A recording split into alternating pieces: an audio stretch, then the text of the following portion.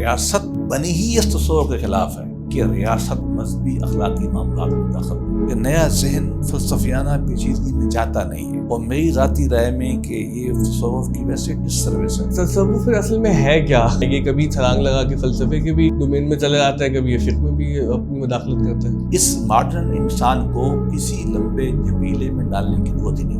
ادھر مراد بکروں کا دل تو یہاں ہے نہیں، دل تو میرا دماغ یہاں ہے، اسی میں کنفلکٹ کا شکار ہو جائے۔ مسئلہ پوڈ کاسٹ ایک دفعہ جو شیخ کوالیفائی کرتا ہے نہیں کرتا، یہ کیسے پتہ لے گا نا؟ کیونکہ شیخ تو دعویٰ کر دے گا۔ ہمارے یہاں روحانیت کا معنی یہ ہے کہ اس کے پاس جنات ہو، وہ چھو کرے تو سب کچھ ٹھیک ہو جائے۔ غامدی صاحب بھی کہتے ہیں کہ صوفیہ بھی توحید کے حوالے سے پورا اپنا پیرل ڈومین لے کے آتے ہیں، تو پھر میں اس کو متوازی دین نہیں کہوں گا تو کیا کہوں گا؟ آپ نے فرمایا کہ ابن تیمیہ بھی ٹھیک ہے اور ابن عربی بھی ٹھیک ہے، تو یہ کیسے ہو سکتا ہے؟ بالکل ہو سکتا ہے۔ میں تو خوش ہوتا ہوں، میں کہتا ہوں اللہ کرے 5 ابن عربی آئیں اور 6 ابن تیمیہ آئیں، ہمارے باغ میں 11 پھول ہوں، ہمارا باغ رچ ہوگا۔ بال کا شعر آتا ہے نا کہ گزر جا عقل سے آگے، کہ یہ نور چراغ راہ ہے منزل نہیں ہے۔ اب تو بس تم نے جو پڑھنا تھا سمجھنا تھا سمجھ لیا، اس کے آگے عقل کا کام ختم ہو گیا ہے، اب تو بس وہ سب کچھ عارفانہ معاملات ہوں۔ ایک بہت مین جو مسئلہ ہے نا، اس کو آپ کیسے ایڈریس کریں گے؟ جنت اللہ کے بارے میں رہنمائی کرتے مورل پوزیشن ہے، تو آپ کی مورل اسٹرینتھ ہونی چاہیے۔ آپ کی مورل اسٹرینتھ ہی نہیں ہے، اور آپ کی نظر ہی یہی ہے کہ آپ امیر ہیں تو میں آپ سے زیادہ پیار سے ملوں گا، اور میں غریب ہوں آپ تو میں آپ سے بات بھی یوں کر کے ملاؤں۔ ہماری فہم میں یہ نہیں آتا۔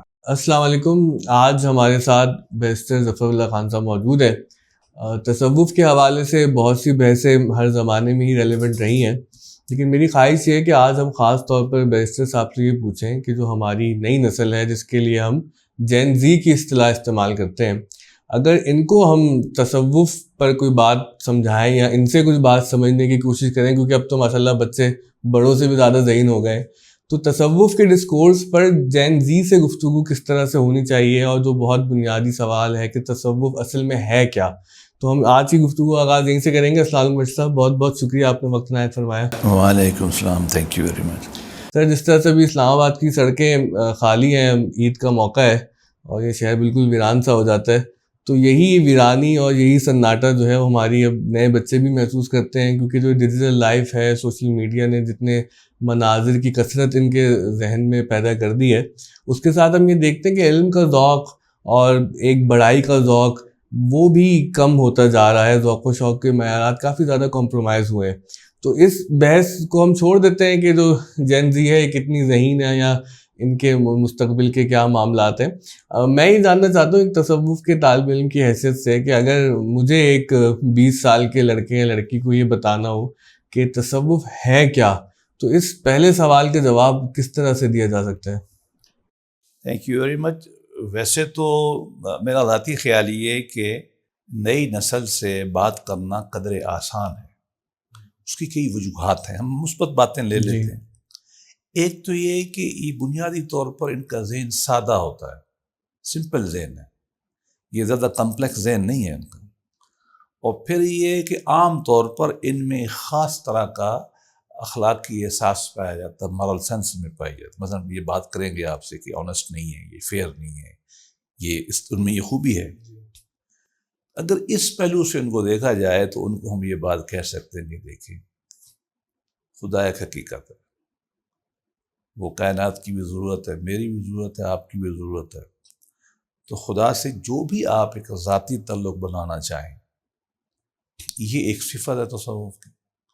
پھر ہم ان سے یہ کہہ سکتے ہیں کہ آپ چاہتے ہیں نا کہ دنیا میں انصاف ہو، خیر خواہی ہو۔ یہ چیریٹی میں بہت بلیو کرتی ہے نئی نسل، خیر خواہی آپ چاہتے ہیں، آپ ایمپتھی، ان کو اس طرح کے لفظ یاد ہے نا، آپ کو ایمپتھی چاہیے نا، آپ انسان دوست ہیں نا، آپ ہیومنسٹ ہیں نا، آپ فرق نہیں کرتے نا چھوٹے بڑوں میں، یہ ہے اس نسل میں خوبی ہے۔ آپ مذاہب میں زیادہ فرق نہیں کرتے، آپ انسانوں میں مائنارٹی جو ہمارے بڑوں کے مسائل رہے ہیں آپ اس میں نہیں پڑھتے۔ بس یہ جو پہلو ہے مذہب کا جو ان چیزوں کو کیٹر کرتا ہے، بس یہی تصوف ہے۔ مطلب کہ اس بات کو اور ذرا ہم اگر ریفریز کریں تو ہم سے کہیں کہ دیکھیں جی، آپ بھی اللہ سے تعلق کرنا چاہتے ہیں، یقیناً چاہتے ہیں، آپ بھی چاہتے ہیں کہ انسان دوستی ہو، آپ بھی چاہتے ہیں کہ آپ لوگوں کا خیال کریں، کیئر کریں، بس یہ کام آپ کر لیں۔ اگر آپ اسلامی تناظر میں یہ کام کریں گے، اسی کو ہم اسلامی تصوف کہہ دیں گے۔ اس میں ہمیں کسی فنی بڑی بات میں جاننے کی ضرورت نہیں ہے۔ ہاں، اگر ہم ان سے تصوف کے فلسفیانہ مباحث چھیڑیں گے، میرا خیال ہے پھر وہ کاؤنٹر پروڈکٹیو ہوگا، چونکہ نیا ذہن فلسفیانہ پیچیدگی میں جاتا نہیں ہے، اور میری ذاتی رائے میں کہ یہ تصوف کی ویسے ڈس سروس ہے کہ آپ نے اس میں فلسفیانہ ڈسکورس جو ہے وہ داخل کیا ہے۔ فلسفیانہ ڈسکورس فلسفے میں رکھیں، تعلق باللہ، اپنی ذات کی اتھینٹسٹی، اپنی ذات کے ساتھ بیٹھنا، بات کرنا، تنہائی میں بیٹھنا، میڈیٹیٹ کرنا، جو بھی آپ نام اس کا رکھ لیں کسی طرح سے، بس یہی تصوف۔ نو دائی سیلف، نو دائی سیلف، یہ اس کی ایک شکل ہے۔ اب یہ بات ان کو سمجھانا آسان ہے، لیکن اگر میں ان سے کہوں گا نا کہ وحدت الوجود بھی ایک چیز ہوتی ہے، میں ان سے کہوں گا نا کہ سانس میں آپ نے ناک ڈالنا ہے اور منہ سے نکالنا ہے، جو ہماری تصوف کی شکل بتائیے، یہ وہ آئیں گے نہیں، نہ ان کو آنا چاہیے، نہ ان کا دماغ قبول کرے گا۔ تو یوگا پریکٹس ہے وہ تو جی ہماری قوم قبول نہیں کرے گی، مسلمانوں کا جو ماڈرن مسلمان ہے میں نے بھی قبول نہیں کرنے پہ تیار۔ جو ہمارے کلاسیکل اسباق ہیں، لطائف ہیں نا، میں تو اس سے وید کا آدمی ہوں نا، مجھے پرابلم ہوتا ہے۔ اچھا لیکن یہاں سے نا مسئلے کا آغاز ہوتا ہے اصل میں، کیونکہ پہلے تو میں دیکھتا ہوں کہ آپ کی ماشاء اللہ کتابوں میں تنوع بہت ہے، ڈائیورسٹی ہے، جیسے آپ کی لیٹسٹ کتاب حدیث دل تو خالصتاً تصوف کے موضوع پہ، اس سے پہلے آپ نے فقہ اسلامی پہ بہت لکھا ہے، ریکنسٹرکشن کے حوالے سے آپ کا بہت کام ہے، تو آپ بہت سے انٹر ڈسپلنری ایک رکھتے ہیں نگاہ۔ تو تصوف جب ہم دیکھتے ہیں تو وہ جیسے آپ نے فرمایا کہ فلسفیانہ مباحث بھی ہیں، یعنی کہ تصوف کا اپنا ایک علم کلام پیدا ہوا، پھر اس کے اندر وہ ڈاکٹرنل تصوف ہے، تو تصوف پھر اصل میں ہے کیا؟ یہ اگر ہم جین جی کو بھولنا ہے تو ایز اے ملینیل بھی میرے لیے بھی نا کہ ایگزسٹینشیل کرائسس بن گیا ہے، کیونکہ میں بھی تصوف کے ہی پس منظر سے آ رہا ہوں۔ تو ایک آدمی مجھے بتاتا ہے تصوف تو بس یہ ہے کہ تم اپنے اخلاقی وجود کو بہتر کرو، تزکیہ کرو، قرآن میں جیسے کہ اللہ کے رسول صلی اللہ علیہ وسلم کے لیے فرمایا اللہ نے کہ بھئی یہ تمہیں کتاب کی تعلیم دیتے ہیں، یہ تمہیں علم دیتے ہیں، حکمت دیتے ہیں اور تزکیہ کرتے ہیں۔ لیکن جب ہم اپنی روایت کو دیکھتے ہیں تو وہاں پر جتنا زیادہ لٹریچر اور جتنی زیادہ ہمیں مواد ملتا ہے تو اس سے تو ایک کسی بھی ذہن کو کنفیوز ہو جانا چاہیے کہ بھی تصوف کی باؤنڈری حدود کیا ہے، کہ کبھی چھلانگ لگا کے فلسفے کے بھی ڈومین میں چلے جاتا ہے، کبھی یہ فقہ میں بھی اپنی مداخلت کرتا ہے۔ یہ سوال پیچیدہ ہے، اس کے پہلو بہت ہیں، میں اس کی کوشش کرتا ہوں مختلف۔ دیکھیے جب انسان دنیا میں آیا تو قرآن مجید میں ہے کہ اللہ نے فرمایا کہ دیکھو میں تمہیں ہدایت دوں گا، آپ اس ہدایت پہ چلیں گے تو آپ فلاح پا جائیں گے۔ یہ تمام کرکس ہے تمام انبیاء کی تعلیمات کا۔ ہمارے پاس جو ہدایت آئی وہ ہم اسلام کہتے ہیں، اس کو اگرچہ اسلام تو ہوئی ہے جو آدم علیہ السلام سے ہے، لیکن چلو آسانی کے لیے کہتے ہیں کہ جو اب اسلام ہمارے پاس آ گیا۔ اب اس اسلام کے کئی پہلو ہیں، ہر چیز کے کئی پہلو ہیں نا۔ ایک اس کا میرے جسم سے منسلک ہونے والا پہلو ہے، مثلاً مجھے اچھا لباس پہننا ہے، خوبصورت، اسلامی تعلیم ہے، جمالیات کرنی ہے، مجھے نماز پڑھنی ہے، عبادات کا معاملہ، مجھے حج پہ جانا ہے، یہ میرے لیے میری باڈی سے منسلک، میرے ظاہر سے منسلک چیزیں ہیں جو مجھے دی گئی ہیں۔ ان کو ہم سادہ لفظوں میں شریعت کہتے ہیں۔ اچھا ایک یہ ہے کہ جب میں نماز پڑھوں تو مجھے احساس ہو کہ میں خدا کے حضور کھڑا ہوں، اور نماز پڑھنے کے بعد جیسے قرآن نے فرمایا نا کہ آپ برائیوں کو چھوڑ دیں، ان الصلاۃ تنہیٰ عن الفحشاء والمنکر، کہ آپ نماز جب پڑھیں گے برائیاں چھوڑ دیں گے۔ کیا میں نے چھوڑ دی؟ یہ جو اندرونی پہلو ہے، حج تو میں نے کر لیا، کہ اپنی ذات کے لیے کیا یا نفس کے لیے کیا؟ ہم مثلاً ایک میں بات ذہن میں آ گئی، اللہ والے کے بارے میں کہتے ہیں کہ انہوں نے فرمایا میں نے 30 حج کیے تھے۔ تو ایک دن میں گھر بیٹھا تھا تو میری امی نے کہا کہ پانی لے آؤ، سویا پڑا تھا، تو مجھے بری لگی یہ بات کہ میری ماں نے سویا پڑا تھا، مجھے کہا اٹھ کے پانی لے آؤ۔ پانی تو دے دیا، سوچ میں پڑ گئے، فرمانے لگے کہ میرے 30 حج جو ہے نا یہ اللہ کے لیے نہیں تھے۔ اگر خدا کے لیے 30 حج ہوتے تو ماں کی اس بات پہ مجھے تکلیف نہ ہوتی، وہ میرے ہوائے نفس کے حج تھے۔ اب یہ دیکھیں نا، حج کا ایک یہ پہلو ہے، حج کا یہ ایک پہلو ہے، ٹرانسفارمیشن آف دا سیلف ہے۔ ہاں یہ جو پہلو عبادات میں آپ لائیں گے نا، یہ تصوف طریقت یا تصوف اس کو لائے گا۔ اب ہم اس کو ڈیفینیشن میں لے جاتے ہیں۔ خدا کی حضوری میں جانا، اللہ کی قربت محسوس کرنا کہ بڑا ہے، میں اس کے پاس ہوں، اور بہتر انسان بننا، یہ 2 کارڈینل پرنسپل ہیں تصوف کے۔ اب اس کی شکلیں مختلف ہیں۔ مثلا اچھا انسان بننے سے کیا مراد ہے؟ تزکیہ نفس جیسے آپ نے کہا، احسان کی کیفیت میں رہنا، بری باتیں چھوڑ دینا، اچھی باتیں لینا۔ میں جان بوجھ کے اصطلاحات استعمال نہیں کر رہا، میں سادہ لفظوں میں کر رہا ہوں یا سیلف پیوریفیکیشن جس کو ماڈرن ٹرم میں ہم کہتے ہیں، سیلف کنٹرول، سیلف ڈسپلن جو ہر بندے نے کہا ہے، اس کی وہ ترتیب جو اسلامی علماء نے بنائی وہ اسلامی تصوف ہو جائے گی۔ اگرچہ مختلف لوگوں نے پہلے بھی کیا کہا، تو اگر ہم تصوف کو کہیں تو اس کے دو پہلو، ایک اللہ کی ذات سے تعلق، ایک نبی کریم صلی اللہ علیہ وسلم کے راستے پہ چلتے ہوئے اعلیٰ اخلاقیات، یہ دو چیزیں۔ اس کے علاوہ تصوف میری رائے میں کوئی چیز نہیں ہے۔ جو ہم نے چیزیں بعد رسوم ڈال دی ہیں، دیکھیے اس میں وظائف ہم نے ڈال دی ہیں، وہ ڈرلز تھیں، جیسے ہر مشق لوگوں نے بنائی تھی، وہ ایک مشق ہے، لازم نہیں ہے۔ اس میں آپ نے شیخ کا تصور ڈال دیا، استاد کی حیثیت ہے، ناٹ مور دین دیٹ۔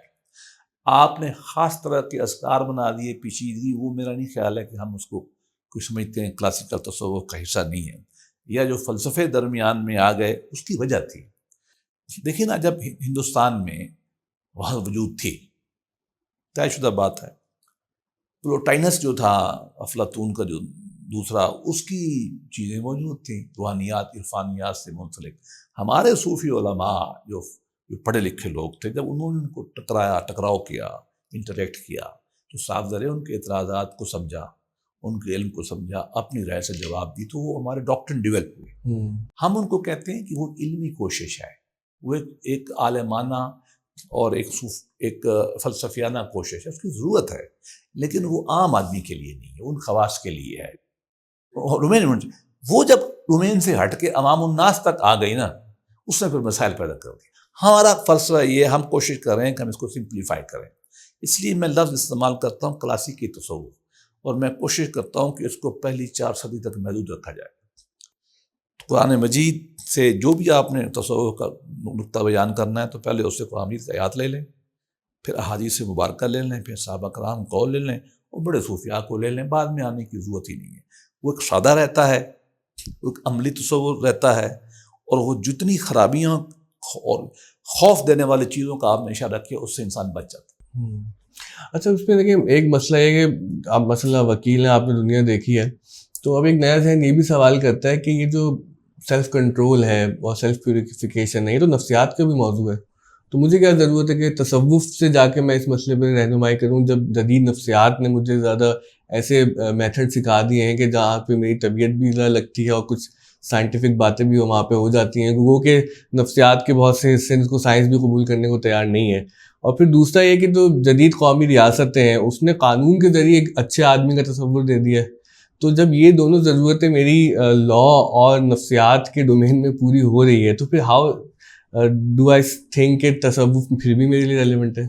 یہ بنیادی سوال یہ ہے کہ کیا مذہب کی انسان کو ضرورت بھی ہے یا نہیں، یہ بنیادی سوال یہ ہے، پرائم میں وہی ہے، کیونکہ مذہب یہاں تصوف یہاں مذہب کے معنی میں لیا جا رہا ہے۔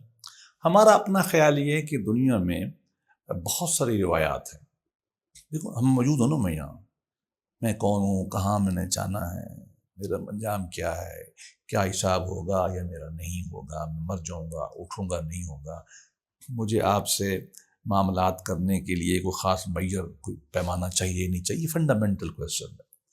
اس کو مختلف لوگوں نے ایڈریس کرنے کی کوشش کی ہے، مذاہب نے بھی ایک کوشش کی، فلسفے نے بھی کوشش کی، ادبی عالیہ نے بھی کوشش کی، چل رہا ہے۔ تو یہ تو ہر ایک کا چوائس ہے، ہماری رائے میں ہم یہ سمجھتے ہیں کہ شاید مذہبی کوشش بہتر ہے۔ میں لفظ بہتر کا استعمال کر رہا ہوں جان بوجھ کے۔ اب مذاہب کی جو ہے، اس میں سے ایک روایت جو ہمارے یہاں چل رہی ہے، ہماری تصوف کی، اس نے ان چیزوں پہ عمل کر کے دکھا دیا۔ نفسیات میں خلا رہ جائے گا۔ ایک تو یہ ہے کہ وہ جو پہلا پورشن ہے تصوف کا، کہ خدا کے ساتھ، اپنے خالق کے ساتھ انٹیگریشن کرنا، ان انسان کو جوڑنا، جو معنویت زندگی میں پیدا کرے گا، جو اس کو کائنات کے خوف سے نجات دے گا، اور اپنی ذات میں ایک اس میں اینکر کی حیثیت دے گا اس کو۔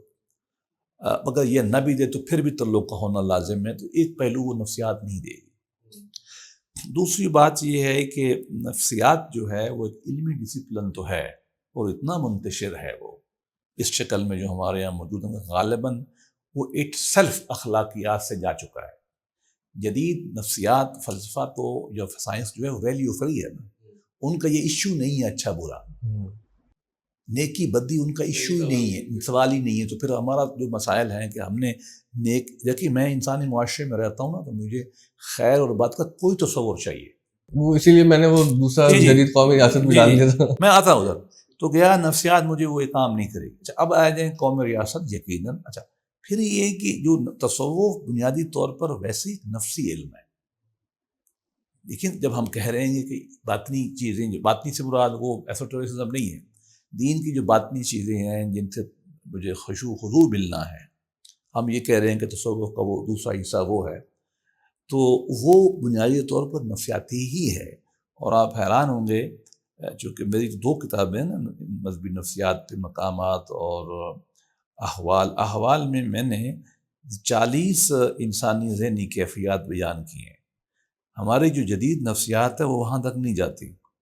تو ہمارا جو کلاسیکل تصوف کا علم ہے یہ ڈیسائیڈڈلی اس کا بہت بڑا پورشن ہائر سائیکالوجی پر ہے. تو ہم اس کا انکار نہیں کرتے، اس کو استعمال بھی کرتے ہیں، سارے ٹیکنیکس بھی استعمال کرتے ہیں. اب آ جائیں ریاست. دیکھیے ریاست نے دونوں طریقے سے دیکھ لیتے ہیں، تھیوری بھی پریکٹس بھی. تھیوری میں آپ یہ دیکھ لیں ریاست کا جو مکتوبہ نظر ہے وہ کیا ہے، لا اینڈ آرڈر پہلا یہ ہے نا، اور لوگوں کی جو ہے جنرل پالیسی بنانا تاکہ معاش ٹھیک چلے. اس کے علاوہ ریاست کا گول ہے ہی نہیں. ریاست نیشن سٹیٹ بنی ہی اس تصور کے خلاف ہے کہ ریاست مذہبی اخلاقی معاملات میں دخل دے. 100 سال کی اور 30 سال کی یورپ میں جنگ ہوئی، اس کے بعد ٹریٹی آف ویسٹفیلیا ہوا 1415 میں، منسٹر شہر ویسٹفیلیا پروونس میں جو رائن لینڈ کے ساتھ ہے. وہیں سے انہوں نے کہا یار ہم بہت تنگ آ گئے مولویوں سے، پوپوں سے، یہ تو ہمیں اسلام کے نام پہ مذہب کے نام پہ ہمیں مارتے ہیں. یہ یقیناً ظلم تھا. اس کے خلاف ہو گئے. تو مذہب تو اسٹیٹ بائی ڈیفینیشن مذہب سے دور ہے، اخلاقیات سے دور ہے، وہ ویلیو فری ہے. وہ یہ معاملات چھوڑتی ہے فلسفیوں پہ، اہل مذہب پہ، دانشوروں کے اوپر. باقی رہ گیا قانون بنانا. یس ہم کبھی یہ نہیں کہتے کہ تمام قانون سازی جو ہے وہ ہم بنائیں گے، جو سوشی بنائے گا، ہمارا تو کلیم ہی نہیں ہے. ہم تو کہتے ہیں اگر اچھے آدمی اسٹیٹ میں بیٹھیں گے تو اچھا قانون بنا لیں گے. قانون تو اسٹیٹ کا حق ہے، ہم ماڈل قانون تو بنا سکتے ہیں، اسٹیٹ کا حق ہے. لیکن جو پازیٹیو لا ہے نا، جو اسٹیٹ لا بناتی ہے، اس میں پرابلم بہت پیدا ہو جاتے ہیں انفورسمنٹ کے. وہ بھی جب تک پازیٹیو موریلٹی، اس کے پیچھے موریلٹی نہ ہو. ویسٹ میں ابھی بھی جوڈو کرسچن ویلیوز ہیں، ہمارے یہاں مسلم ویلیوز، آپ ان کا انکار نہیں کر سکتے. تو جو صرف لا ہے، وہ قانون جو اخلاقیات سے، اچھے برے کے تصور سے ڈائیورسڈ ہے، بائی ڈیفینیشن ڈائیورسڈ ہے. اور سیکنڈلی وہ پریکٹس بھی ان کی یہی ہے کہ وہ اس طرف آئے گی نہیں. تو انسان کو اپنی ذات کی معلومیت کے لیے، میں کون ہوں، میرا خدا ہے، یا مجھے باپ سے محبت کرنی ہے، آپ میرے دوست ہیں، مجھے آپ کا احترام کرنا ہے، یہ میری دادی ہے، یہ حج میں نے سب سے ملنا ہے، میں نے قربانی کرنی ہے، سب کو بلا کے گھر میں کھانا کھلانا ہے، یہ ہمارے سماج کی لوازمات ہے. یہ کرنے کے لیے مجھے پھر بھی مذہب کا سہارا لینا پڑے گا. تو ان میں سے ایک روایت ہماری ہے جو چل رہی ہے، لوگوں نے پریکٹس کی ہے، کر کے دیکھ لی ہے، تو ہم کہتے ہیں بس کو کر لیں، نئی جگہ کدھر جائیں گے. نہیں آپ نے بہت اچھا سمجھایا، بلکہ آپ نے اس کو نا بڑے پرسپیکٹیو پہ اس کو آنسر کر دیا. لیکن اب اس سے ایک سوال یہ پیدا ہوتا ہے کہ اب جو ہماری نسل ہے موجودہ، تو وہ اس کے پاس معلومات بہت زیادہ ہیں، وہ دنیا کو دیکھ رہی ہے، اور جیسے کہ آپ نے شروع میں بھی کہا تھا کہ وہ مذاہب کی تفریق پر بھی اب یقین کر رہے. تو تصوف کا جب ہم لفظ استعمال کرتے ہیں تو بائی ڈیفالٹ ہمارے ذہن میں اسلامک تصوف ہی آ رہا ہوتا ہے. لیکن اگر ہم اس کو مسٹسزم کے عنوان سے دیکھیں تو پھر تو یہ دیگر روایتوں میں نظر آتا ہے. تو پھر سوال یہ کہ وائی اسلامک تصوف اونلی، کہ اگر میں مسلمان رہتے ہوئے کیا ہندو مسٹسزم سے فائدہ نہیں اٹھا سکتا، جو کرسچنس کے پاس کچھ بہتر ہے، یہودیوں کے پاس، دیگر مذاہب کے پاس، دیگر روایتوں کے پاس. تو ہمارا لیکن عمومی رویہ اگر جیسے ہم اپنے ہندوستان کی تہذیب میں دیکھیں تو وہ یہی ہے کہ ہم نے اسلامک تصوف سے ہی فائدہ اٹھانا ہے. اگر باقی آپ کس طرف دیکھیں گے تو وہ پھر گمراہی ہے. دیکھیں دو پہلو ہیں. پہلو بات یہ ہے کہ چونکہ ہم مسلمان ہیں، نئی نسل بھی مسلمان ہے اور بہت اچھی مسلمان ہے. میرا ویو تو آپ کو پتا ہے، میں نے شروع اس طرح کیا ہے کہ ان میں بہت خوبیاں ہیں. میں روز دیکھتا ہوں ان بچوں کو، تو وہ مسلمان بھی ہیں، مسلم پیراڈائم میں تو کھڑے ہیں. ان کو اسلام سے جو گلا ہے وہ اسلام سے ایز سچ نہیں ہے. اسلام کے جو مظاہر بنا دیے گئے ان سے گلا، مجھے بھی گلا ہے، آپ کو بھی گلا ہے. اسلام کے جو نمائندے بنے ان سے ان کو گلا ہے. اسلام سے تو ہم کو نہیں گلا. بات یہ اس پیراڈائم میں تو کھڑے ہیں نا. اب اس پیراڈائم کو چھوڑ کے پہلے تو وہ کسی بڑے پیراڈائم میں جائیں, ہندو پیراڈائم میں, کرسچن پیراڈائم میں, تو وہاں کے تصوف کو لے کے تو ایک لمبا پروسیس ہے, مشکل ہے ان میں اتنی بڑی کنورشن. اس لیے ان کو اپنی روایت سے کٹ جائیں گے, پوری تہذیب سے کٹ جائیں گے, رشتہ داروں سے کٹ جائیں گے, معاشرے سے کٹ جائیں گے. وہ ایک نہ ہونے والی بات ہے. لہٰذا وہ اسی روایت کے اندر رہتے ہوئے بھی اگر وہ کریں تو ان کے لیے آسانی ہے. البتہ جب ہم نے تصوف کی دونوں باتیں کی کہ خدا سے تعلق اور اچھا انسان بننا, تو ہم نے تو ایک ٹرانسینڈنس ان کو ویسے ہی دے دی ہے کہ مسلم آئیڈینٹی رکھتے ہوئے وہ انسان کی آئیڈینٹی کریں. ہم تو خود اس ڈیفینیشن میں چھپا ہوا ہے, اس ڈیفینیشن میں ہم ان کو منع نہیں کر رہے کہ وہ جہاں چاہیں سیکھیں, کیوں نہ سیکھیں, جو جدید علوم ہے وہ کیوں نہ پڑھیں, وہاں کی ٹیکنیکس کیوں نہ لینے چاہیے ان کو, ہم تو منع نہیں کرتے. ہمارا تو میرا ویو یہ ہے, بلکہ صوفیاء کا کہہ لیں کہ علم تو کلیکٹیو ہے کانشسنس انسان کی, یہ ایک سٹریم ہے نالج کی جو آدم علیہ السلام سے شروع ہوئی ہے, اس میں ہر تہذیب نے اپنا حصہ ڈالا ہے. اس وقت جیسے دریائے سندھ کراچی جاتا ہے نا, وہ تبت سے شروع ہوتا ہے, اس میں ایک دریا پڑتا ہے, پھر دوسرا دریا پڑتا ہے, تیسرا چوتھا جا کے کراچی پہنچتا ہے. ہم تو یہ سمجھتے ہیں کہ جو انسانی تہذیب ہے اس میں رومن نے اپنا حصہ ڈالا, گریک نے اپنا حصہ ڈالا, بیبولین تہذیب نے ڈالا, فنیشین نے ڈالا, کارتھیجین نے ڈالا, اس کے بعد مسلمانوں کی تہذیب نے حصہ ڈالا, ہندو تہذیب نے, چائنا کی تہذیب نے ڈالا, پھر ماڈرن رینیسنس کے بعد ماڈرن سویلائزیشن ڈالا. ہم تو کہتے ہیں اس وقت کا جو انسان آپ اور میں ہے نا, ہم سم ٹوٹل ہے ان تمام کی کنٹریبیوشن کا. تو میں تو ان کو افرم کرتا ہوں اور ہم اوپنلی کہتے ہیں کہ تمام چیزیں پڑھیں, لیکن ہم یہ سمجھتے ہیں کہ جس فیلڈ میں ہم رہ رہے ہیں, جو ہمارا آلریڈی ایک مورل یا ریلیجیس پیراڈائم ہے, اور جس تہذیب میں ہم رہ رہے ہیں, ان میں رہتے ہوئے اپنی روایت کے اندر رہنا آسان ہے. لیکن انٹرنیشنل برج بنانے, کمیونٹی کو اکٹھا کرنا, مذاہب کو اکٹھا کرنا, یہ تو مستحسن ہے. صوفیاء کے ہاں تو آپ کو پتہ ہے ایک لطیفہ بیان کیا جاتا ہے. ایران میں ہے نا ہمارے وہ بڑے مشہور ابو الحسن خرقانی رحمۃ اللہ علیہ, میں ان کے مزار کی ایک شعر لکھا ہوا ہے, وہاں تفسیر بھی لکھی, بھائی جو تمہارے پاس آئے نا ان سے یہ نہیں پوچھنا کہ مسلمان ہو یا زرتشت کے ماننے والے ہو یا عیسائی یہودی ہو, یہ نہیں پوچھنا, بس کھانا چھانا کھلاؤ, ان کو بیٹھنے دو. اب مجھے یہ روایت ہے. تو ایک طرح کی ٹالرنس, لیکن آئیڈینٹی اپنی رکھنی ہے, اور بطور مسلمان بھی بطور انسان بھی, دونوں کو ملا کے چلنا ہے. اور جب بطور انسان آئیڈینٹی ہوگی تو آپ کسی کے ساتھ کوئی فائدہ کر لیں. اب آئیڈینٹی نا بڑا ایک جامع مسئلہ ہے نا, اس کے اندر صرف آپ کی پریکٹس نہیں بلکہ آپ کا نظریہ, آپ کا عقیدہ, آپ کا سب آتا ہے. تو اب جیسے ہم ایک یوز کیس بناتے ہیں کہ بھائی جیسے میں نے 20 سال کے ایک لڑکے اور لڑکی کی بات کی کہ اس کو ہم تصوف بتا رہے ہیں کہ کیا ہے, وہ کسی کو شیخ بنا لیتا ہے یا بنا لیتی ہے, پیر بنا لیتے ہیں. تو آپ یہ سمجھائیں نا اس کو کہ جب اس کا پیر ایک بات بول رہا ہے تو اب وہ تو پیر کو صرف صوفی کی حیثیت سے نہیں دیکھا نا, تو وہ فقیہ بھی ہوئی ہے, وہ جو نا میرا دین اور قبلہ دھرم ایمان ہے, تو وہ تو پھر سب کچھ بن جاتا ہے, وہ فنا فی شیخ ہو جاتا ہے. تو اب یہ ہم پھر کس طرح سے وہ لائن ڈرا کریں گے نا اس بچے کے لیے کہ بھائی بات تمہارے پیر نے کی ہے, تو جورسپروڈنس کیا ہے تمہارے لیے, پھر یہ کہ جو عقائد کا ڈومین کیا ہے تمہارے لیے, پھر جو ہے کہ وہ مسٹسزم کا ڈومین کیا ہے, تو وہ اس کو کیسے الگ الگ دیکھے گا. اچھا, میں نے اصطلاح استعمال کی تھی جان بوجھ کے کلاسیکل تصوف کی. ہم سمجھتے ہیں کہ کلاسیکل تصوف میں اس طرح کی شیخ کے ساتھ اتنی عقیدت لازم نہیں ہے. ہاں, میں پہلے مثالیں دوں, تھیوری بعد میں بیان کروں گا, آسانی ہوگی بچوں کے لیے. ہمارے لاہور میں ایک بہت بڑے بزرگ ہیں, ان کا نام ہے عثمان علی حجویری, جو ہیں المعروف داتا گنج. لاہوریوں کو اور پنجابیوں کو تو پتہ ہی ہے ان کا کہ وہ کیا بلا ہے, کیا چیز ہے, ٹھیک ہے نا. وہ کمال کے عالم تھے. کشف المعجوب بڑی کتاب ہے, امہات الکتب میں شمار ہوتی ہے, اس میں کوئی شک نہیں. صاحب علم تھے, مجتہد ذہن کے آدمی تھے.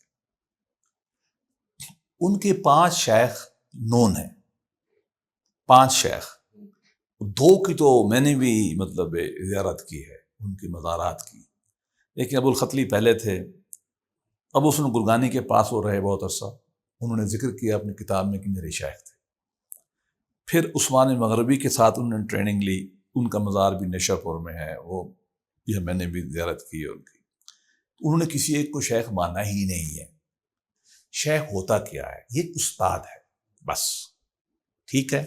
اب مجھے بتائیے کہ استاد جو ہے اگر جب مجھے بات کرتا ہے تو مجھے استاد نے مجھے یہ سمجھانا ہے پہلے کہ میری بات کو اندھے عقل سے نہیں ماننا. استاد کی تو خواہش ہوتی ہے بچہ مجھ سے آگے جائے، ہوتی کہ نہیں ہوتی، مجھ سے آگے جائے. تو ایک استاد ہے، آپ کو اچھی باتیں بتا دیتا ہے، کچھ آپ اپنے ضمیر کے مطابق اس کو دیکھ لیں گے، کچھ اپنے مطالعے پہ دیکھ لیں گے.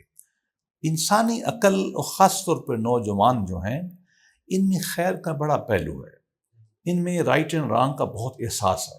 کریں نہ کریں الگ بحث ہے، فیئرنیس کی طرف، جسٹس کی طرف ان کا بڑا میلان ہے، ان کو معلوم ہو جائے گا. ہم شیوخ سے بھی کہتے ہیں بھائی اس چکر میں کیوں پڑتے ہیں، کیوں ان کو غلام بناتے ہیں. عام استاد کی حیثیت سے رہو بس، اور ان کو وہی باتیں بتاؤ جو ہم آپ سے کہہ رہے ہیں کہ بنیادیات سے بتاؤ، اللہ سے تعلق کی بات بتاؤ، اچھا انسان بنانے کا بتاؤ. اس ماڈرن انسان کو کسی لمبے جھبیلے میں ڈالنے کی ضرورت ہی نہیں، نہ اس کو لمبے ذکر بتانے چاہیے، وہ نہیں کرے گا، کبھی نہیں کرے گا. اور جو ذکر پرانے طریقے سے کرائے جاتے ہیں وہ اس کو پاگل کر دیں گے. مثلاً وہ کہیں گے یہ رنگ دیکھنے ہیں، میں آپ تفصیل میں نہیں جانا چاہتا، مراقبے جو آپ کراتے ہیں فلاں رنگ ہے فلاں، وہ کہیں گے جی ادھر مراقبہ کرو، وہ دل تو یہاں ہے نہیں، دل تو میرا دماغ یہاں ہے، اسی میں کنفلکٹ کا شکار ہو جائے گا. پچھلا پوڈ کاسٹ صحیح تھا ہمارا. اچھا آپ پھر اس کو رنگ بتائیں گے نیلا پیلا، وہ اسی میں بیمار ہو جائے گا. لہٰذا اس کو تو یہ باتیں کرنی ہی نہیں ہیں. ان کو اللہ سے تعلق کے ذکر بھی بڑے آسان بتانے ہیں. اچھا ان کو جو کنٹمپلیشن بتانے ہیں نا، مراقبہ، وہ بھی سمپل بتانا ہے، چاہے وہ کسی اور سے قریب تر کیوں نہ ہو، میں اشارتاً کہہ رہا ہوں کہ قریب تر بتانا ہے. اور اس کو ایتھیکل سائڈ پہ زیادہ رکھنا ہے، چونکہ تصوف کا الٹیمیٹ جو پروڈکٹ ہے نا، وہ ہے کیا چاہتے ہیں ہم؟ اچھا انسان، بس ہمیں کیا دلچسپی ہے؟ اسلام کا خود مقصود یہی ہے نا. تو وہ بنانا ہے اس کو، وہ بن جائے گا، آسان رہے گا، اس کو استاد سمجھے گا. وہ کوئی اس کی روحانیات کو، اس کی نفسیات کو کنٹرول کرنے والا کوئی جادوگر نہیں ہوگا. اگر ہوگا تو ہم اس کو شیخ نہیں مانتے. دیکھیے اس میں مسئلہ یہ ہے کہ جیسے اب داتا صاحب کی اپنے مثال دی، تو ایسے لوگ تو بہت ہماری بڑی روایت میں بڑے لوگ گزرے ہیں کہ جو اتنی جامع شخصیت تھی کہ وہ صرف تصوف کے شیخ نہیں تھے، بلکہ وہ ایک فقیہ بھی ہیں، اور ایک کلام میں بھی ان کی ہمیں اسٹینڈنگ نظر آ رہی ہے. تب وہ صاحب تفسیر بھی ہیں، صاحب رائے بھی ہیں. لیکن میں چاہوں گا آپ بچوں کو یہ سمجھائیں نا کہ بھئی وہ کیسے آئیڈینٹیفائی کریں گے بھئی تو ان کے پیر صاحب ہیں کہ کیا وہ ادر ڈومینز میں کوالیفائی کرتے بھی نہیں کرتے. کیونکہ ہمارا عمومی تاثر یہ، اللہ ماشاء اللہ جو اچھے لوگ ہیں تصوف میں، وہ بالکل ظاہر ہے کہ بہت قابل تعظیم ہے. لیکن ہم یہ دیکھتے ہیں کہ وہ بات افلا تعقلون افلا تدبرون تو شروع تو ہوتی ہے، لیکن وہ پھر کچھ عرصے بعد وہی آتا ہے. نہیں، وہ اقبال کا شعر آتا ہے نا کہ گزر جا عقل سے آگے، کہ یہ نور چراغ راہ ہے منزل نہیں ہے. اب تو بس تم نے تو پڑھنا تھا سمجھنا سمجھ لیا، اس کے آگے عقل کا کام ختم ہو گیا ہے. اب تو بس وہ سب کچھ عارفانہ معاملات ہوں گے. تو یہ پھر جو اس وقت ایک بہت مین جو مسئلہ ہے نا، اس کو آپ کیسے ایڈریس کریں گے؟ آپ نے یہاں اس سوال میں دو حصے ہیں. ایک تو یہ کہ وہ جو شیخ آپ کی روحانی اخلاقی صوفیانہ عرفانی تربیت کر رہا ہے، کیا اس کے اندر فقیہ بننے کی، متکلم بننے کی صلاحیت بھی ہے یا نہیں ہے. میرا خیال میں ہمیں احساس ہے آج بھی بہت لوگوں کو کہ جو ہمارا استاد فزکس پڑھاتا ہے وہ ہمیں کیمسٹری نہیں پڑھا سکتا عام طور، اور وہ کم از کم کمپیوٹر تو بالکل نہیں پڑھا سکتا. ایک ہوتا ہے ہمارے ہاں اچھے استاد کو تو احساس ہوتا ہے، لیکن باقی تو کہتا ہے میں عالم ہوں. عالم کا مطلب ہے ہر شے میرے علم میں ہے. ایسا نہیں ہونا چاہیے. نہ استاد کو احساس ہو، نہ بچے کو زیادہ احساس ہونا چاہیے بھی میں اخلاقیات روحانیات کہ یہ بندہ اچھا ہے، باقی معاملات میں. دوسری بات یہ کہ جو کلامی مسائل ہیں، میں بائی ٹیمپرامنٹ یہ سمجھتا ہوں کہ اس میں نئی نسل کو ڈالنا ہی نہیں چاہیے. ہم نے زیادتی، یہ عالمانہ کوششیں تھیں ہمارے جو ماتریدی ہیں، اشاعرہ ہیں، بہت اچھا کام ہے، آپ اور میں ڈیس کر سکتے ہیں. نئی نسل کو اس میں نہیں ڈالنا چاہیے، یہ گمراہی کے علاوہ کچھ نہیں پیدا کرے گا. نوجوان سمپل ہے، خدا ہے بس ٹھیک ہے، خدا کا قد کیا ہے، ہاتھ کیا ہے، خدا کی صفات کیا ہے، خدا حادث ہے، تنزیہ تشبیہ ہے، یہ اس کا نہیں. جہیں آپ تنزیہ اور تشبیہ میں لائیں گے نوجوان نسل کو، آپ گمراہی کے علاوہ کچھ نہیں کریں گے. مجھ جیسے آدمی کو جس کی عمر اس کام میں گزری ہے، مجھے پرابلم ہے اس مسئلے میں، مجھے پرابلم ہوتا ہے. اس کو آپ کیوں اس کی شکل میں ڈالتے ہیں؟ اللہ کے نبی نے تو ڈالے نہیں. یہ تو فلسفیانہ تصور ہے نا سارا، اللہ کے نبی نے نہیں ڈالا.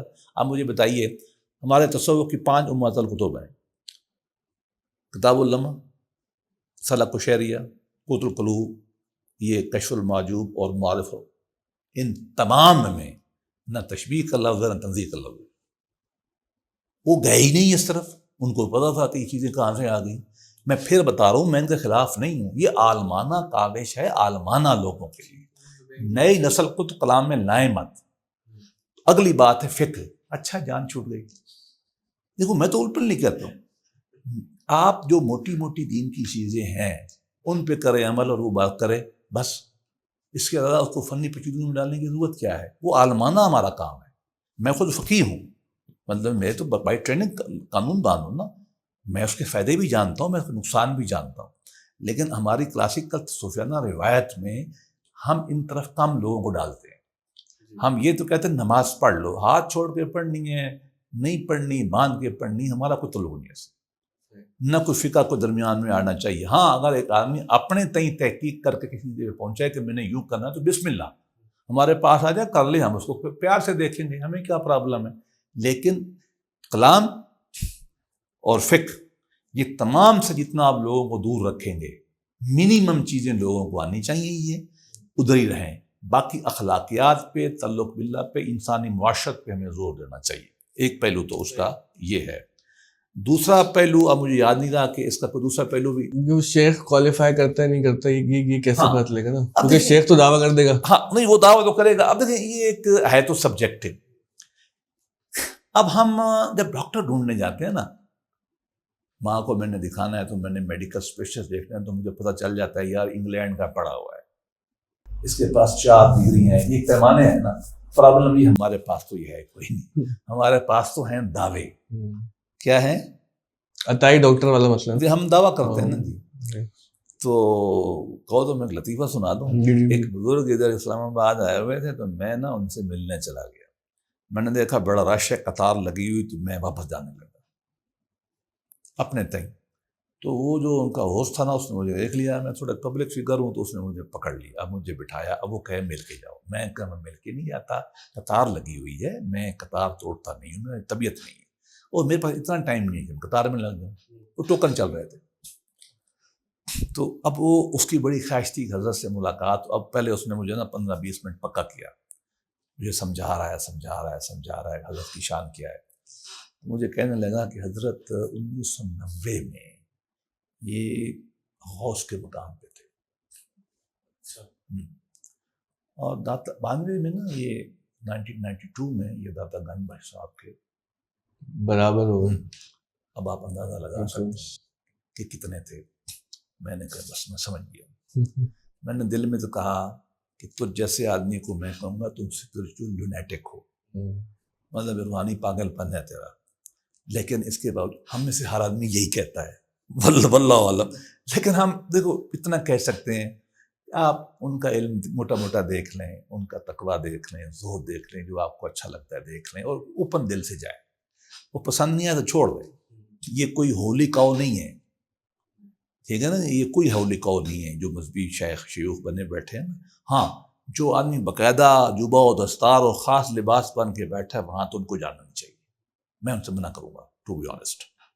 ویسے کوئی اچھا استاد ان کو اخلاقیات کا مل گیا ہے, روحانیات کا, بس عام آدمی کیوں نہیں ہے, وہ زیادہ بہتر ہے. میری ان کے بارے میں یہ سجیشن ہے. وہ جو ہی جائیں گے نا کسی روایت کی کسی گدی اور خانقاہ میں, وہ بیچارے پریشان ہو کے جائیں گے, یا وہ بالکل کسی کام کے نہیں رہیں گے, یا نفسیاتی مریض بن جائیں گے, دنیا چھوڑ دیں گے. یہ ہم ان سے توقع نہیں کر سکتے ان چیزوں. آپ کی گفتگو میں 2 سوال میرے ذہن میں پیدا ہوتا نا. ایک تو یہ کہ روحانیت ہے کیا چیز, کہ جب ہم یہ کہتے ہیں یہ بہت روحانیت محسوس ہوئی ہے ہمیں ان صاحب کے پاس, ان میں بڑی روحانیت ہے, تو یہ روحانیت کیا ہوتی ہے؟ ہمارے یہاں روحانیت کا معنی یہ ہے کہ اس کے پاس جنات ہوں, وہ چھو کرے تو سب کچھ ٹھیک ہو جائے. وہ کہے میں الحمدللہ میں خواب میں رات اڑا تھا, کل میری اللہ کے حضور کے نبی پیشی تھی. یہ سب جھوٹ ہے.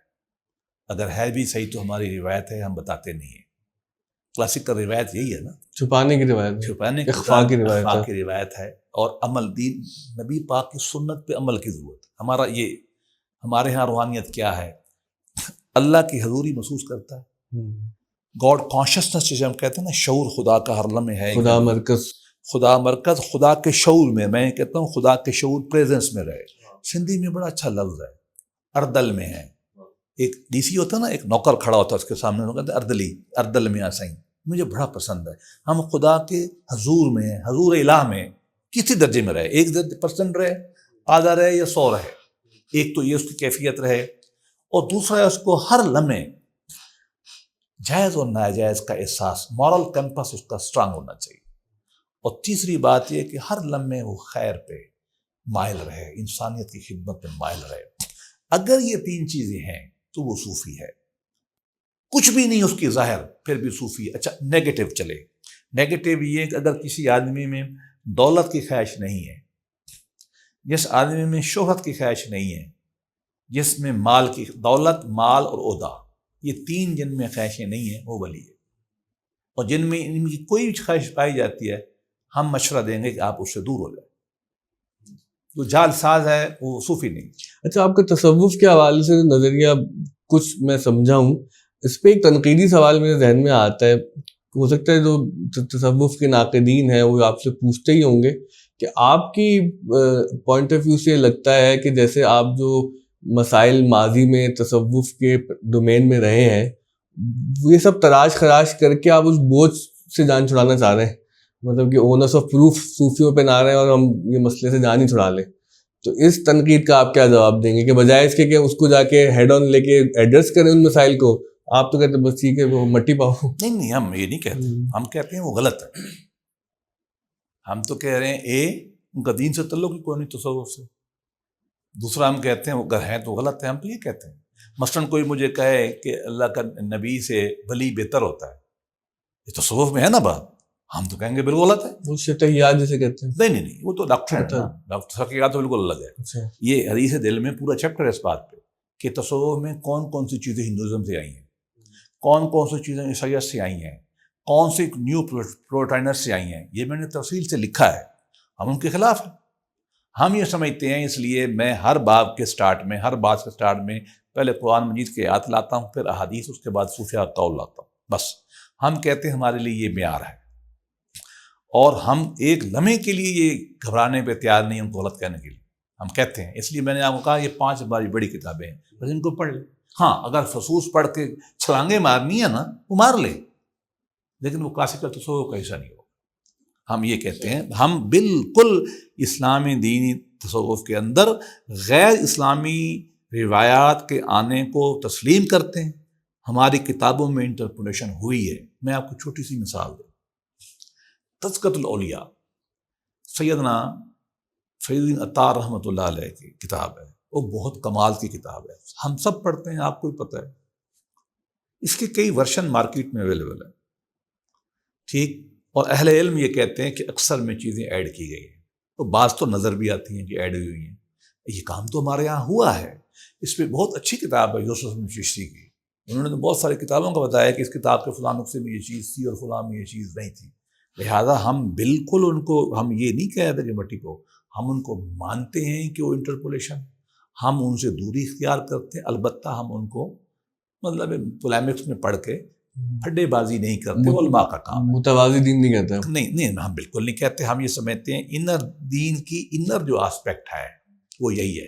اچھا، جو آپ نے اشارہ کیا نا، میں آپ کو بتاؤں کہ تصوف کے اندر جتنی بھی کرٹیسزم ہے وہ تصوف کے فلسافیکل ڈاکٹرنز پہ ہے. جس استاد محترم کا آپ نے ذکر کیا، میں ان کا شاگرد بھی رہا ہوں باقاعدہ 1 سال، اور اس دن سے میرا صوفیانہ ویو ہے، ان کا ویو ہے. وہ مجھے ہنسی مذاق میں کہا کرتے تھے جب آپ خانقاہ بناؤ تو میں آ کے بیٹھوں گا. خود بھی خانقاہ بنا لی. دیکھیے وہ تصوف کی، ابن تیمیہ کی تنقید دیکھ لیں. ہم جس تصوف کو لے کے چلتے ہیں نا، مثلا میں مذاق میں کہتا ہوں کہ جو میں نے تصوف کے ڈاکٹرن پریکٹسز حدیث دل میں پیش کیے ہیں، نہ اس میں ابن عربی تنقید کرے گا نہ ابن تیمیہ کرے گا. یہ 2 روایتوں کے ہیں نا، ایک طرف دونوں نہیں کریں گے. میں یہ نہیں کہہ رہا کہ ابن عربی غلط ہے، نو، میں یہ بھی نہیں کہہ رہا کہ ابن تیمیہ غلط ہے. وہ دونوں ٹھیک ہیں. وہ ایک ویو ہے چیزوں کو دیکھنے کا. ہم ایک مڈل میں رہنا چاہتے ہیں، اور تصوف کی وہ چیزیں رہنا چاہتے ہیں جو ہمارے کلاسیکل صوفیاء نے جو پہلے 3-4 پری سلاسل جو صوفیاء ہیں انہوں نے کی، ہم وہاں تک رکھنا چاہتے ہیں. کوئی آدمی اگر آنا چاہتا ہے ہمیں اس پہ کوئی اعتراض نہیں ہے. ہمارے اوپر کوئی اعتراض نہیں کر سکتا، ہماری تعلیمات کے اوپر کوئی اعتراض نہیں کر سکتا. اس لیے وہ قرآن سے ہیں یا سنت سے ہیں. اور وہ چیزیں جن پہ اعتراض کیا جاتا ہے، مثلا متوازی دین کی جو پوری بحث ہے نا، وہ ایک کتاب کے مندرجات پہ تنقید ہے. وہ کتاب کون سی ہے؟ منازل السائرین، خواجہ عبداللہ انصاری حروی کی، جس کی شرح لکھی ہے سیدنا ابن قیم نے. مدارج السالکین آپ پڑھ لیے، تمام حوالے وہاں سے. تو میں نے تو اس کو تصوف کی بنیادی کتاب ہی نہیں کہا. آپ کو لمحہ میں نہیں ملیں گی اس طرح کی چیزیں، کشف المعجوب میں کم ملے گی، نہیں ملیں گی. ہم تو ویسے ان سے جان چھڑاتے ہیں. ہاں اگر کوئی ایک خاص علاقائی زیر اثر میں، ایک فلسفے کے زیر اثر میں کہیں سے چیزیں ہیں تو ٹھیک ہے، وہ ہر روایت میں ہے. مجھے بتائیے، جو اعتراض کرے وہ مجھ سے ذرا بات تو کرے، کیا وہ تفسیر میں نہیں ہے؟ میں تفسیر میں وہ ان کو دکھا دوں کہ ان کو منہ چھپانا پڑ جائے. کیا کلام میں یہ بحث نہیں ہے کہ خدا کا قد کتنا بڑا ہے؟ کیا خدا جب کرسی پہ بیٹھتا ہے تو کرسی سے خدا نکلتا ہے یا نہیں نکلتا؟ یہ بحث نہیں ہے. اس سے بڑی اسٹوپڈ بات کیا ہو سکتی ہے؟ خدا کے جسم کو انچوں سے آپ پہ میشر کر رہے ہیں، سینٹی میٹر سے. وہ باتیں نہیں ہیں. بدقسمتی سے انسانی تہذیب میں جہاں بھی ہوں گے یہ مسائل ہوں گے. اچھا مجھے بتائیے، کیا فزکس میں مسائل نہیں ہیں؟ کیا فلسفے میں نہیں ہے؟ تو یہ ہر جگہ ہے. مسئلہ یہ نا کہ جب ہم فزکس کی بات کرتے ہیں نا تو یہ ہمیں پتہ ہوتا ہے کہ ہم انسانی کام کی بات کر رہے ہیں. تصوف کے ڈومین میں ایک بہت بنیادی مسئلہ یہ ہے نا کہ وہ پریزنٹ بھی اس طرح سے کیا گیا، ہو سکتا ہے لاشعوری طور پر یہ واقعہ پیش آ گیا ہو ایک حادثے کے طور پر تاریخ میں، کہ جس سے اس کو بھی دین کے ہی ڈومین کا تقدس دینے کی کوشش کی گئی اور بہت جگہ مل بھی گئی. تو جب آپ ایک ڈسپلن کو دینی تقدس کے ساتھ دیکھیں گے تو وہ پھر انسانی کام بدل ہم جائے گا. تو تصوف کو دین کی ایک تعبیر سمجھتے ہیں، دین نہیں سمجھتے. ہم دین میں اور تعبیر میں فرق کرتے ہیں. دین کے اندر ایک تعبیری دین تعبیر ہے تو اگر پیرل نہیں دیکھتے. نہیں ممکن نہیں ہے نا. تعبیر تو ہمیشہ سبجیکٹ ٹو چینج ہوگی. آپ کی ایک تعبیر، میری ایک تعبیر. پرابلم تب پیدا ہو جب میں کہوں گا میں ٹھیک ہوں، میں تو کہتا ہی نہیں ہوں. لیکن وہ جو ہم کا نام لے لیتے ہیں کیونکہ آپ کا بھی ان سے تعلق ہے، ہمارا بھی ایک محبت کا تعلق ہے. غامدی صاحب بھی یہ کہتے ہیں نا کہ صوفیہ بھی توحید کے حوالے سے پورا اپنا پیرل ڈومین لے کے آتے ہیں. تو جب وہ کہتے ہیں کہ ایک ایک چیز پہ آپ اپنی پیرل ڈسکورس بنائیں گے تو پھر میں اس کو متوازی دین نہیں کہوں گا تو کیا کہوں گا؟ میں نے عرض کیا نا کہ دیکھیے توحید کی جو باتیں وہ کوٹ کر رہے ہیں وہ ساری جو ہے وجود سے آتی ہیں. ٹھیک ہے نا جی، ہم تو اس کو ماننے ہی نہیں رہے. میں نے تو اپنی کتاب کے پریفیس میں لکھ دیا ہے کہ یہ تصوف کا مسئلہ ہی نہیں ہے، یہ جو فلسفے کا مسئلہ ہے تو ہم تو اس کو ماننے پہ تیار ہی نہیں. جب ہم مانتے نہیں ہیں تو وہ تنقید کا ہے کہ ہمارے اوپر آئے گی. ہم تو توحید اسی کو مانتے ہیں جو اللہ کے نبی نے بیان کیے، جب عبد القادر جیلانی نے بیان جورسڈکشن ڈسمس کر دیا. اب جی عبد القادر جیلانی کی توحید کے اوپر ابن تیمیہ تنقید نہیں کر سکا. ابن تیمیہ نے لکھا ہے کہ اگر تو یہ شیخ یہ ہے ہمارے آنکھوں پر ہے، ابن تیمیہ سے بڑا کرٹک تصوف کا کوئی نہیں ہے. اور میں ابن تیمیہ کی تقریباً تمام تنقید کو صحیح سمجھتا ہوں، تمام تقریباً. ہم تو یہی کہتے ہیں کہ شرع اور دین اور قرآن اور سنت سے ہٹ کے تصوف کو نہیں ہونا چاہیے. جو اس کے علمی مباحثات ہیں نا جن پہ گرفت ہے، ہماری بھی ہے، میں اس سے بڑی گرفت کر سکتا ہوں، زیادہ سخت لفظ میں کر سکتا ہوں، کرتے بھی ہم ہیں. لیکن چونکہ آج کا موضوع یہ نہیں ہے، کبھی آپ اس پہ کر لیں کہ تصوف میں غیر اسلام کہاں سے، ہم آپ کو بتا دیں گے کہاں سے آیا. ایک سوال کا ضرور میں جواب چاہوں گا. آپ نے فرمایا کہ ابن تیمیہ بھی ٹھیک ہے اور ابن عربی بھی ٹھیک ہے، تو یہ کیسے ہو سکتا ہے؟ بالکل ہو سکتا ہے. let me explain. دیکھیے دادا، اگر آپ پلیٹو کی ایلیگری آف کیو پڑھیں یا اس سے آپ مولانا روم کی مثال دیکھیں کہ ہاتھی کی جو مثال ہے جو جہاں سے ہاتھ دیکھے گا، میری ذاتی رائے یہ ہے کہ حقیقت کی ایک وقت میں ایک تعبیر ممکن نہیں ہے. کسی بھی حقیقت کی ایک وقت میں بہت تعبیریں ہوں گی. ہر آدمی اپنے پس منظر سے تعبیر کرے گا. کوئی ایک اینگل سے کرے گا، کوئی دوسرے اینگل سے کرے گا. ایک صدی والا دوسری کرے گا، تیسری صدی والا اور کرے گا. یہ انسانی فطرت کی انہیرنٹ ہے. آپ سارا کالا پہنیں گے، میں سارے دن سفید پہنتا ہوں. نہ آپ برے ہیں نہ میں برا ہوں. آپ چاول کھائیں گے، میں کھاؤں گا روٹی ساگ، وہ بھی ٹھیک ہے، وہ بھی ٹھیک ہے. حتیٰ کہ مذہب کی سب سے بنیادی چیز توحید ہے نا، اس کی کوئی ایک ڈیفینیشن ہی نہیں. خدا کی صفات پہ، ذات پہ بھی بحث چلتی رہتی ہے. گویا کہ یہ جو روایات ہے نا یہ ساری اتھینٹک ہیں، ساری ویلڈ ہیں.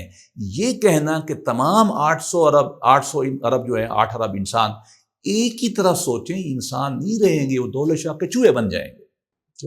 ویلیڈیٹی آف آل ریلیجن کی جگہ ویلیڈیٹی آف آل انٹرپریٹیشن کی بات کر رہے ہیں. جی ہم تو کرتے ہیں کہ یہ لازم ہے، یہ لازم ہے. جہاں انسان ہوگا وہاں ہوگا. اگر میں کیسے کہہ سکتا ہوں، کتنی بڑی ایروگنس ہے میرے اندر کہ میں کہوں کہ میری تعبیر ٹھیک ہے. میں تو مقام شیطانت پہ پہنچ جاؤں گا. مجھے اپنی دیکھیے نا، تھوڑا اور نیچے ہے. کیا میرا عقل کامل ہے؟ آنسر ہے نو. تو عقل کی تمام چیزیں کامل نہیں ہوں گی نا، باوجود دین کی تعبیر سے کامل نہیں ہوگی. یہ بات کسی کی سمجھ میں کیوں نہیں آتی؟ ٹھیک ہے، دین اور چیز ہے اور دین کی تعبیر اور چیز ہے. ایگزیکٹلی ہم یہی کہتے ہیں. ابن عربی کی اپنی تعبیر ہے، خاص پہلوؤں پہ تعبیر ہے. ابن عربی کی اپنی تعبیر ہے، خاص پہلو، درمیان میں کچھ لوگ ہیں دونوں نے لگ کر وجود کی 4 تعبیریں ہمارے یہاں ہیں، لوگوں کو 2 کا پتہ ہے۔ سب سے پہلے ابن سبعین ہے، پاکستان میں صوفی جانتے نہیں ہیں، بہت شدت پسند تھا، اس کی تعبیرات کو بڑھایا آگے ابن عربی نے۔ ابن عربی پہ سب سے پہلے تنقید کی علاء الدین سمنانی نے، پاکستانی اس کو نہیں جانتے، اس کو بہتر کیا عدل ثانی، مجد الثانی نے۔ 4 تعبیریں تو اس کے اندر موجود ہیں۔ سنیں جی 5ویں لے لیں، 5ویں کس کی؟ شاہ ولی اللہ کی، انہوں نے درمیان میں کھینچنے کی کوشش کی۔ بھائی اس کی اپنی روایت میں 5 تو میں نے بتا دیا، وہ ایک طرف سے ملتی ہی نہیں ہے، سختی کرتے ہیں ایک دوسرے پہ۔ یہ علماء کا حق ہے اور لازم ہے، یہ لازم ہے۔ دیکھو لیٹ دا 100 فلاور بلوم، 100 پھول کھلنے، وہ کون سا باغ ہے جس میں صرف گلاب اچھا ہوتا ہے؟ ایک پھول کا مضمون ہو تو 100 رنگ سے ماننا چاہیے۔ دیکھو اب شعر کی بات سمجھ میں نہیں، عالم سمجھ میں کیوں نہیں آتی؟ بالکل صحیح کرتا ہے۔ اب بتائیے ہجر کو آپ کتنے طریقے سے شاعروں نے بیان کیا، حسن ہے کہ نہیں ہے؟ یہ تو آئی ڈونٹ نو ہم کیوں اپنے دماغ کو، انسان کو اتنا بے بہرا اور بے عقل، اتنا کمزور ماننے پہ تیار ہیں کہ انسان مختلف نہ سوچے۔ کیا ہم انسان کو مادہ سمجھ رہے ہیں، میٹر سمجھ رہے ہیں کہ اس کا ریئیکشن ایک جیسا ہو؟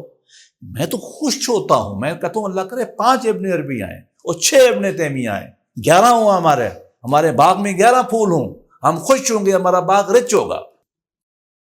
بس اس میں کہ سوالات تو بہت سے ہیں، بلکہ ہمیں کچھ اور نشستیں کرنی پڑیں گی، کیونکہ اقبال کے جب ہم جاتے ہیں تو تصوف پھر وہ عدمی تخیل کا بھی نتیجہ ہے، اور پھر وہ تصوف ایک بہت اچھی چیز بھی ہے۔ بالکل صحیح، وہ تضادات ہیں، وہ تو ایک پورا موضوع ہے۔ تضادات نہیں ہے، ایک پہلو پہ ایک وقت بات ہے، دوسرے پہلو دوسرا، اسی کو ہم سمجھنے کے تضاد ہم نہیں کہتے، بولے ایک پورا اس پہ ہمیں موضوع کریں گے اقبال اور تصوف کا۔ ہاں اقبال تصوف۔ لیکن آخری سوال جو آج کے میں کرنا چاہتا ہوں نا، یہ تو ہم نے علمی اور آپ کی فکری پورا سفر سنا، اگر ہم بالکل پرسنل آپ کی سٹوری سنیں نا کہ آپ کو کیوں تصوف میں دلچسپی ہے، اور پھر اس پورے سفر میں آپ کو وہ لوگ کون ملے کہ جنہوں نے پھر آپ کو جینوئنلی انسپائر کیا؟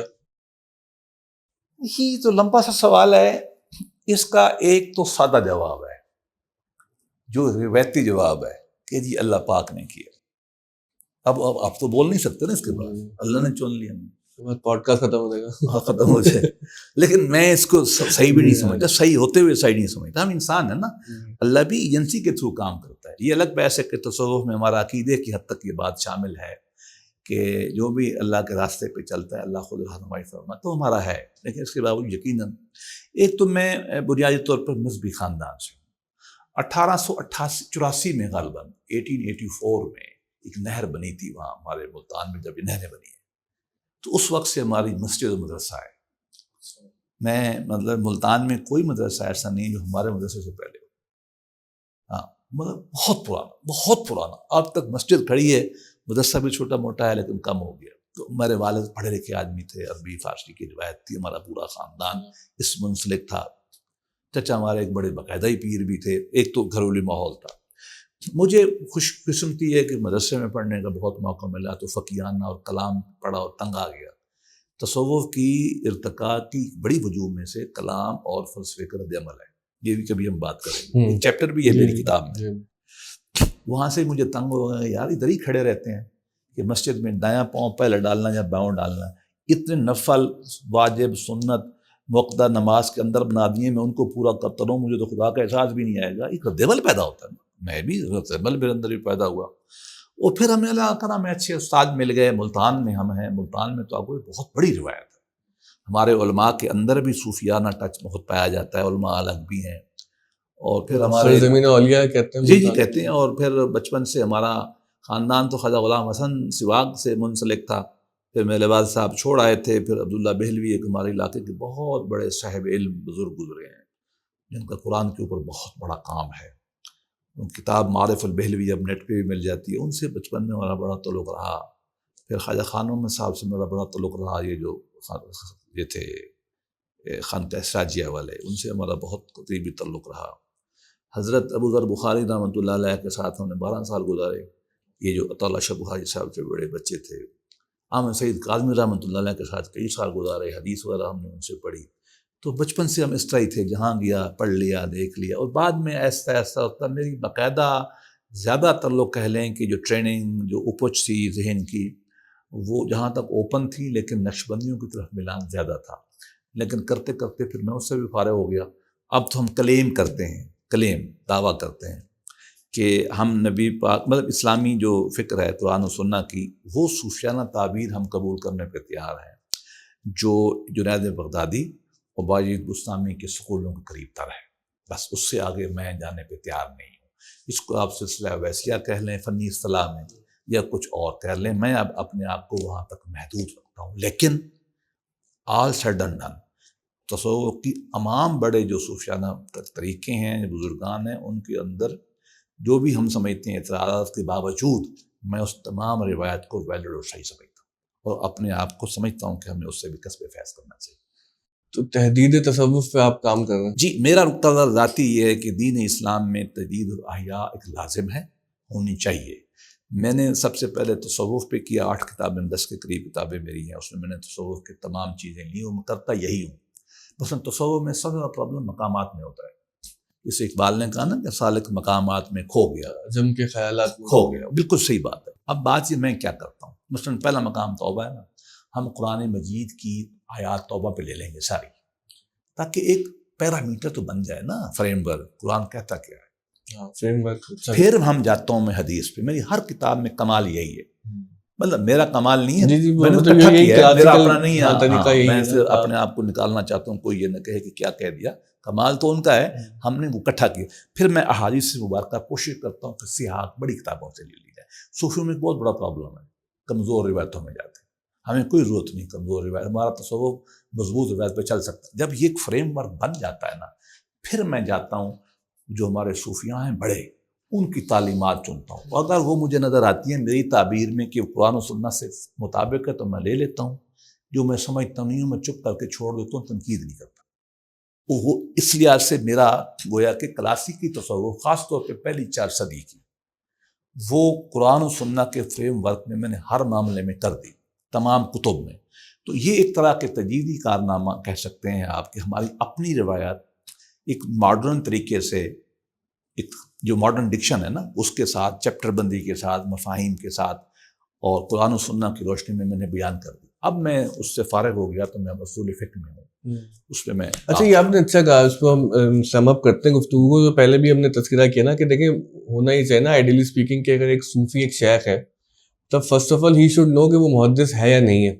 اگر وہ محدث ہے تو ٹھیک ہے کہ وہ اس ڈومین میں بھی اتھارٹی ہے.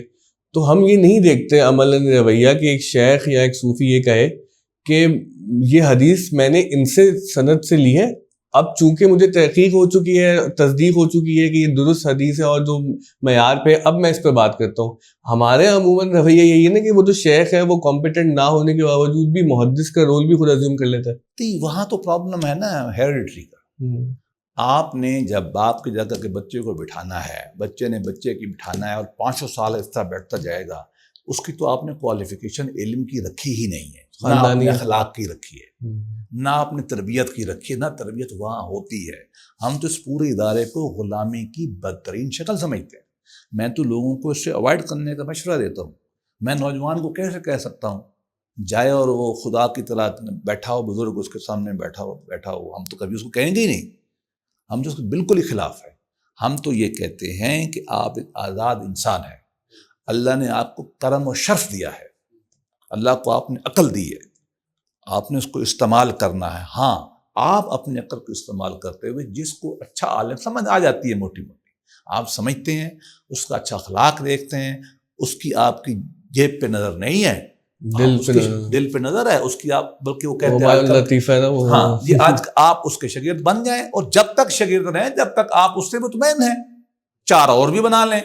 اور جب استاد کہے کہ الحمدللہ میں آپ کی آخرت ٹھیک کروں گا، تم میری دنیا ٹھیک کر دو، تو پھر آپ کو بائی ڈارلنگ لو یو. اس کے بعد آپ وہاں آئے نا. ہم تو نوجوانوں سے یہی کہتے ہیں، کیوں نہ کہیں. ہمارا عقل جو خدا نے دیا ہے، ہم آٹونومس لوگ ہیں. ختم نبوت کا احسان ہمارے اوپر یہی ہے کہ اللہ نے کھڑا کر دیا، اور ہم اللہ نے کہا کہ بھائی میں ہوں، نبی کے بعد کوئی پیر نہیں ہے، یہ استاد ہیں سارے کے سارے. آپ نے بہت اچھی بات کی کہ جو ہمارے خانقاہ میں بڑا جنون مسئلہ ہے کہ سکسیسر ہونے کی کوالیفیکیشن ہے کہ آپ کو بیٹا ہونا ہے، پہلا بیٹا، پرائموجینیچر. یہ بھی عیسائیت سے آیا ہے عیسائی ڈاکٹرن ہے نا کہ پہلے بچے کو ہر شے ملتی. حالانکہ ہم اقبال پہ وہ اس طرح سے تو بہت دیکھتے ہیں کہ تنقید والے، لیکن بہت سی کام کی چیزیں اقبال نے کہا تھا کہ باپ کا علم نہ بیٹے کو اگر ازبر ہو ممکن ہی نہیں ہے. کیسے پھر پسر قابل میراث پدر کیوں کرو. میری بتاؤ ممکن کہاں ہے؟ کامن سینس کو لو گیا. میں ایک بیرسٹر ہوں، میرا بچہ بیرسٹری کرے گا نہیں، بیرسٹر کیسے بن سکتا ہے؟ میں ایک ڈاکٹر ہوں، میرا بچہ ڈاکٹر بن کیسے سکتا؟ اس کا میں جھوٹ بنایا ہوا ہے. جھوٹ کیا ہے؟ ماشاء اللہ میں نے توجہ کی کہ میرے بچے کی روحانی تربیت ہو گئی، ماشاء اللہ میں نے گلے لگایا. یہ سب فراڈ ہم نے اس کام کے لیے گھڑا ہے کہ جی خاندان میں منتقل ہوتی. مجھے آپ بتائیے خاندان میں منتقل ہوتی تھی تو سنیوں سے میں پوچھتا ہوں تو وہ کسی کو کیوں بٹھایا ہوا ہے؟ میں سب اپنے جو میرے سنی دوست ہیں نا علماء پیر، ان سے میں سوال کرتا ہوں، آپ سوال کو سمجھ گئے ہوں گے. وہ آگے سے ہنس پڑتے ہیں، ان کو بھی پتہ ہے یہ تو کاروبار ہے. اگر دین میرا کاروبار نہ ہو تو میں بچے کو کیوں دوں گا؟ اس لیے جو پرانی بڑی خانقاہیں تھیں، نظام الدین اولیاء کا کون گدی پہ بیٹھا ہے؟ اپنے میں جو اچھے ہوتے تھے اکثر تو وہ خود کر جاتے تھے، ورنہ وہ چھوڑ دیتے تھے. وہ کہتے تھے جو بڑے، اچھا وہ الٹ تھے ان سے، پتہ نا آپ کو، وہ قوالی نہیں کرنے دیتے تھے، اٹھا کے وہ مار تمبورے سارے. وہ اتنے وہابی قسم کے چشتی تھے، ہے نا. لیکن حضرت کو پتا تھا کہ میرے بزرگ تو یہ میرے بعد یہ بیٹھیں گے. 38 سال کتنے سال رہے نا، قوالی تو نہیں کرنے دی انہوں نے. لیکن آپ شیخ کا بھی دیکھیں، ان کو معلوم تھا کہ گدی پہ یہی بیٹھے گا. لہذا اچھی گدیاں جتنی بھی ہوتی ہیں وہ اپنے بچوں کو تھوڑی بٹھاتے ہیں. وہ کہتے ہیں بھائی دیکھو ہم جا رہے ہیں، یہ ہمارے خلفاء ہیں، یہ شورا کریں گے. قرآن کا امر ہے، امرہم شورا بینہم. قرآن نے یہ تھوڑی کہا کہ آپ ان کو وہ کرو، نصیحت کرو، وصیت کرو، اپنے میں سے چن لیں گے. یہ وجہ بنی ہے بربادی اور تباہی کی. جب آپ نے ڈیفینیشن ہی بنا دی بڑا بیٹا بیٹھے، تب چاہے وہ کیا نہ ہو، مطلب سخت لفظ منہ سے آ رہا ہے، نرم لفظ استعمال کریں. لیکن یہ اہلیت اور نااہلیت کا مسئلہ تو یہ ہر جگہ ہی ہے، ہر جگہ ہے. لیکن یہاں تو پرابلم ہے نا، آپ لوگوں کے سول سے کھیلتے ہیں نا، آپ عقیدے سے کھیلتے ہیں، آپ ان کی جنت دوزخ کے بارے میں رہنمائی کرتے ہیں. اخلاقی پوزیشن ہے نا، یہ مورل پوزیشن ہے. تو آپ کی مورل اسٹرینتھ تو ہونی چاہیے.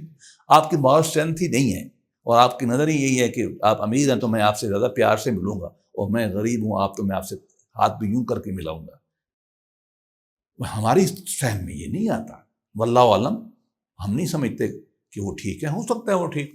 مقدمہ یہ ہے کہ تصوف کے اندر جو مسائل پیدا ہوئے ہیں ان کی اصلاح کی ضرورت ہے، اور یہ ڈسپلن بہت ہی مفید ہے. دو بڑی روایات ہیں ہماری دینی روایت میں، فقہ کی روایت ہے، تصوف کی روایت. اس سے باہر امت نہیں ہے. کلام کی روایت چلی نہیں نا، مکمک آ گئی. عوام الناس تک 2 روایت ہیں، انہیں میں جکڑے ہوئے ہیں. آپ ان سے جان نہیں چھڑا سکتے، نہ چھڑانے کی ضرورت ہے. ہماری شاندار روایات ہے. ہاں اس میں افراد تفریق کو ٹھیک کر لیں. ہاں اگر اس سے بہتر کوئی روایت بنانی ہے بنا لیں. جیسے اب ہم کوشش کر رہے ہیں نا کہ ایک ہیومنزم کی روایت بنے، انسان دوستی کی روایت بنے، اخلاقیات کی روایت بنے. یہ تو تصوف کی روایت کا ایک اندر حصہ ہی ہوگا نا. بنا لیں آپ، بنا لیں، لیکن ان کے اندر رہنا ہے. آپ کو تعمیری کام کریں، انہدام کی کوشش کریں. دیکھیے تاریخ یہ بتاتی ہے، کوئی فائدہ نہیں ہوتا. ایک شاندار روایت ہے نا، اچھی روایت ہے نا، تو لہذا اس کی اصلاح کر لیں. اصلاح تو اللہ کے نبی نے کہا ہے نا، احادیث موجود ہیں کہ ہر صدی میں لوگ آئیں گے، اصلاح یہ ہے نا. اور ہماری تاریخ اس معاملے میں بڑی رچ ہے ہر لحاظ سے. ہم تو اس تاریخ کو اون کرتے ہیں، ہم تاریخ کے خلاف نہیں ہیں. ہاں جہاں کسی نے نقب لگائی ہے، جہاں ہمارے اوپر پلوٹائنس کا اثر ہو گیا ہے، جہاں ہمارے اوپر ربانیت کا ہو گیا. مثلا ایک بزرگ مجھے لے گئے، کہتے یہ میرے بزرگ صاحب کا مزار ہے. میں نے بار ادب کیا، ایک درخت کے نیچے لے گئے، مجھے کہنے لگے کہ حضرت نے یہاں ایک ٹانگ کے کھڑے ہو کے 40 سال عبادت کی تھی. میں نے تو واقعہ اپنی کتاب میں لکھا ہوا ہے کہ 100 ادب کے ساتھ. میرے نزدیک تصوف نہیں ہے. کیوں؟ میرے نزدیک معیار محمد رسول اللہ صلی اللہ علیہ وسلم ہے. مصطفیٰ برساں خیش را کے دین ہماؤست، گر باؤ نہ رسیدی تمام بو لاہبیست. مصطفیٰ صلی اللہ علیہ وسلم تک اپنے آپ پہنچاؤ. اگر وہاں پہنچو گے تو دین ہے، ورنہ بو لابیت. اللہ کے نبی نے منع فرمایا ہے ایک ٹانگ پہ کھڑے ہو کے عبادت کرنے سے. اللہ کے نبی نے منع فرمایا ساری رات نماز پڑھنے سے. اللہ کے نبی نے منع فرمایا سارا سال روزے رکھنے سے. میرے نزدیک معیار مصطفیٰ ہے صلی اللہ علیہ وسلم. جو صوفی ان تک جائے گا وہ ٹھیک ہے، جو نہیں آیا وہ کچھ اور ہو سکتا ہے، وہ ہمارا صوفی نہیں ہو سکتا. اچھا، جانے سے پہلے بس یہ آخری بات کرتے ہیں کہ مجھ سے کوئی کہے کہ مجھے دل کا عارضہ ہے تو مجھے پتہ ہے کہ کس ہارٹ اسپیشلسٹ کو مجھے اس کو ریکمینڈ کرنا چاہیے. کوئی کہتا ہے جو ہے وہ کوئی بیماری ہو گئی ہے یا کوئی تعمیر کروانی کسی انجینئر کو. بہت لوگوں سے پوچھتے ہیں کہ بھائی کہ بیعت ہونا تو کہاں جائیں, تو پھر سب مطلب ویگ باتیں تو کر لیتے ہیں لیکن وہ نام نہیں بتاتا کہ بھائی اس خانقاہ چلے جاؤ, فلانے کے پاس چلے جاؤ. تو یہ یہاں تک بات کیسے آ گئی؟ نہیں, بات اس طرح آئی کہ وہاں خانقاہوں پہ زاغوں کے تصرف میں, عقابوں کے نشے میں, اور کس کی طرف ہم بھیجیں آپ کو؟ ہم سے بھی لوگ پوچھتے ہیں, ہم بھی ان کو بس ایسے ہی گول مول کر جاتے ہیں. بلکہ اب ہم نے تو راستہ اور کھول دیا نا. ہم تو کہتے ہیں کہ اس طرح کوئی خاص پکڑنے کی ضرورت ہی نہیں ہے. جو بھی آپ اچھا بزرگ آپ کو نظر آتا ہے نا, جس میں کچھ تھوڑا علم بھی نظر آتا ہے, لیکن فنڈامنٹلی یہ کہ وہ اخلاق نظر آتا ہے. فنڈامنٹل شاید کیا ہے, اخلاق اس میں اندر ہے, دین پہ عمل کرتا ہے, وہ آپ کا پیر ہے, وہ آپ کا استاد ہے. اگر وہاں سے آپ کا نہیں تو دوسرے کے پاس چلے جائیں, تیسرے کے پاس چلے جائیں. میں نے بتایا کہ ہمارے داتا گنج بخش کے خود 5 مرید تو خود اپنے کتاب میں لکھے ہیں, اسی طریقے سے اوروں نے بھی لکھے ہیں, اور کچھ نے نہیں بھی لکھے. تو رواج تھا, ہم بھی ایسے کریں جو ہمیں معاشرے میں نظر آ رہے ہیں. آخر خیر تو ہے نا معاشرے میں. میں آپ کو اور بات بتاؤں, میں نے سول سروس آف پاکستان میں ایسے لوگ دیکھے ہیں جن پہ زاہد کی تمام ڈیفینیشن پوری ہوتی. میری زندگی میں لوگ ہیں, میں اچھا نہیں لگتا کہ نام بتاؤں, بتا سکتا ہوں. میں جس زہد کو ماننے میں ہم لیتے ہیں, میری تو پوری کتاب ہے نا زہد پہ, آپ نے دیکھی ہے, اور حدیث مبارکہ میں نے اکٹھی کی ہیں, وہ دیکھ لیں. اور میں نے ایسے انسان دیکھے, میں نے کاروباری دیکھے ہیں ایسے, میں نے ٹھیکیدار دیکھے ہیں ایسے جو اس معاشرے میں رہتے ہیں. وہ ولی ہیں, وہ پیر ہیں, وہ ولی ہیں, وہ پیر ہیں, وہ استاد ہیں, ان سے سیکھ لو. پھرے ہیں چاروں طرف پھرے ہیں, اتنی بھی قحط نہیں ہے, اللہ کا نظام چل رہا ہے. آپ کیوں اس خاص بندے کے پاس جاتے ہیں جس کا یہ حلیہ ہوگا, جو کسی گدی میں بیٹھا ہوگا؟ میں خلاف نہیں ہوں اس کے, ہم تو اس کے سلسلے کے حامی ہیں, لیکن ان میں ذرا مسائل بہت بڑھ گئے ہیں. دیکھ لیں, اگر کوئی اچھا ملتا نہیں تو جو آپ کو قریب ملتا ہے وہی آپ کا مرشد ہے. خدا کے بندے تو ہیں ہزاروں, بنوں میں پھرتے ہیں مارے مارے, میں اس کا بندہ بنوں گا جس کو خدا کے بندوں سے پیار ہوگا. خدا کے بندوں سے پیار وہ ہوگا جو ان کی جیب پہ نظر رکھے. جیب اور کریڈٹ کارڈ, ڈیبٹ کارڈ سب بچا کے رکھیں, اور کوشش کریں گے تصوف کو ان دنیا کی علائشوں سے پاک کریں. آپ مسئلہ بہت اچھا کام کریں. آپ سے گفتگو کا سلسلہ جاری رکھیں گے. ہماری خواہش ہے آپ کراچی تشریف لائیں, آئیں گے تو وہاں پر ہم آپ کو اسکول کے بھی وزٹ کروائیں گے, اور کچھ زیادہ گفتگو کرنے کا موقع مل جائے گا انشاءاللہ. ورنہ کہ میں جب دوبارہ اسلام آباد آنا ہوگا تو انشاءاللہ اس سلسلے کو آپ کے ساتھ کنٹینیو کریں گے, خاص طور پہ اقبال اور تصوف والے موضوع پر اگلا پوڈ کاسٹ انشاءاللہ اس کو ریکارڈ کریں گے. جنہوں نے پوڈ کاسٹ دیکھا اپنے فیڈ بیک سے ضرور آگاہ کیجیے گا, اور آپ کے اپنے کیا پرسنل ایکسپیرینس ہے تصوف کا, اور آپ کن شیوخ کو کیا مانتے ہیں وہ بھی ہمیں کامنٹ سیکشن میں بتائیے گا. بہت شکریہ.